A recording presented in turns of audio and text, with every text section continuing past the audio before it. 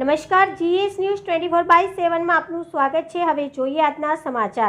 ધોળકા નગરપાલિકાના 3 સભ્યો અને કોન્ટ્રાક્ટર સામે 1963ની 38(2) હેઠળ કાર્યવાહી માટે માંગ। નગરપાલિકામાં મળતિયાઓને કોન્ટ્રાક્ટમાં લાભ આપવાનો આક્ષેપ। અરજકર્તાઓએ પ્રાદેશિક મ્યુનિસિપાલિટી કમિશનર કચેરીમાં ફરિયાદ કરી। ધોળકા નગરપાલિકાના 3 નગરસેવકો તથા કોન્ટ્રાક્ટર સામે ગંભીર આક્ષેપો।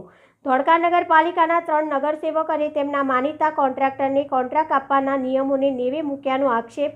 ધોળકાના જાગૃત નાગરિકો અને એક નગરસેવક દ્વારા 38(2) હેઠળ કાર્યવાહી માટેની માંગ કરાઈ।